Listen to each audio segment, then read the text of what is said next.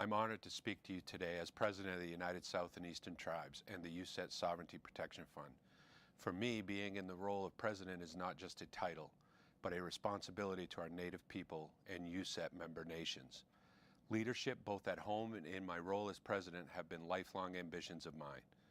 As a Native person growing up in my own tribal community, I had the privilege to watch the leaders of our USET nations fight for their rights and make progress over the past few decades.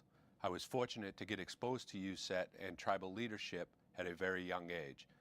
My views of leadership are founded in my early experience and exposure to who led USET and its member nations while I was coming of age.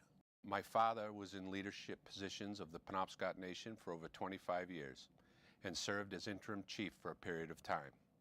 When I was 11 years old, my tribal nation, the Penobscot Nation, joined USET. This was during the time that my nation was involved in our own fight for our self-determination and a fight for our land claims, in which the President of the United States was pressuring us to settle. Growing up, I was able to attend USET conferences with my father and watch the leadership skills of people like Philip Martin and Earl Barbary, who often spoke about transforming their tribal economies to focus more on self-sufficiency and self-determination. This was during a time when my nation was ending more than a century of being treated as wards of the state of Maine, and finally being able to put water and sewer in homes on our lands. USET taught me that the federal government owes us a responsibility, and that through unity amongst tribal nations there is strength. I try to remember and reflect upon the fights of those leaders before me, and take lessons from them as I work to represent the 27 sovereign nations that comprise USET today. I try to recall the strength of the four founding nations of USET, the Mississippi Band of Choctaw, the Eastern Band of Cherokee, the Seminole Tribe of Florida, and the Miccosukee Tribe, who established this organization at a time when the federal government was still trying to terminate many tribal nations. These founding tribal nations had the vision and wisdom to understand that we can accomplish more together than alone. I also think about those nations, like my own, who subsequently joined USET, because we understood there is strength in unity. Although we are each unique and diverse nations, USET's job is to streamline communications amongst us and support each other in our individual and collective fights to protect and promote our inherent sovereign authorities and rights. I carry the strength of each of your nations with me as I lead this critically important organization. USET serves as a vehicle to bring tribal nations together in a unified way, with one voice, to not only advocate for our interests, but to also demand change and respect for our inherent sovereignty. We have been doing this now for 50 years, and I am confident that our unity and strength will allow us to continue to battle for our rights long into the future. USET remains relevant now more than ever. Our tribal nations continue to face challenges to almost every aspect of our existence, and some old historical attacks on our sovereignty are rearing their ugly head again. Several of our member nations are facing attacks on their ability to even have homelands. In both Alabama and Massachusetts, legal challenges are being brought to the ability of the Secretary of Interior to take lands into trust status for both these nations. No one questions whether these tribal communities are nations entitled to a government-to-government relationship with the federal government, but they are still attacking the ability of these nations to even have homelands. You cannot be a nation without a homeland. That's why USET has stood side by side with both the Mashpee Wampanoag and the Porch Band of Creek Indians in their fight for homelands. Several tribal nations in the Northeast, including Connecticut and New York, are experiencing challenges to their sovereign rights to conduct gaming. These battles are similar to those of our member nations in the South who have had to fight in past years.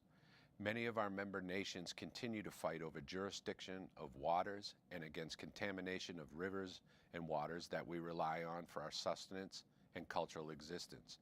And nationally, there are several legal challenges to our fundamental right to protect our Native children.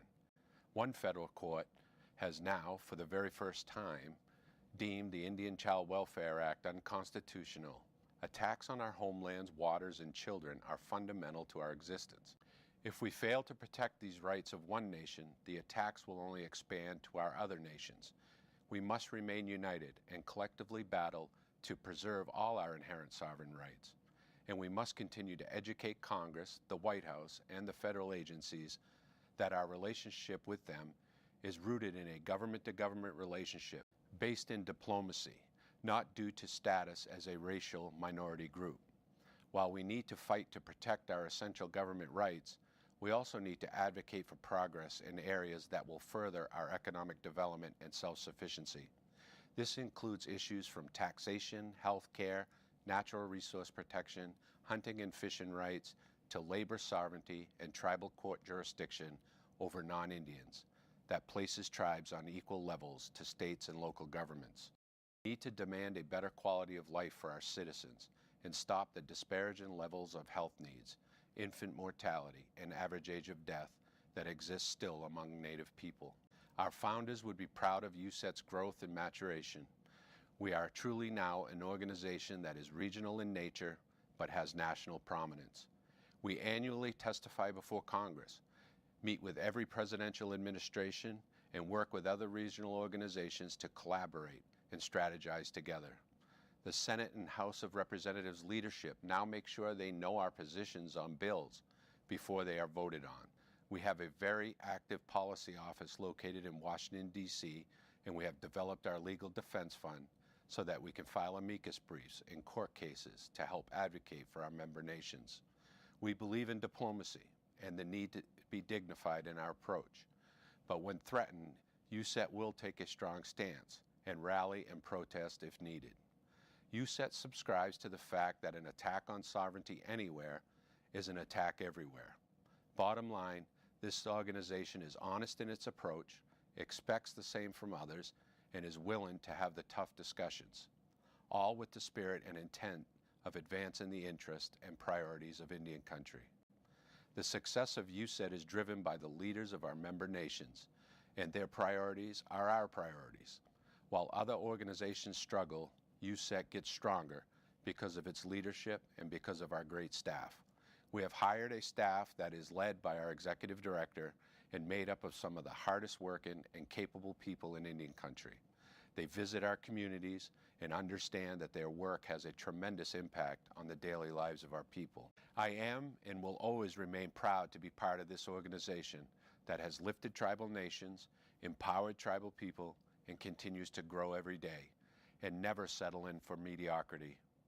I want to conclude by thanking each leader on our board for supporting me and investing the time to ensure that our organization is able and capable of accomplishing our goals.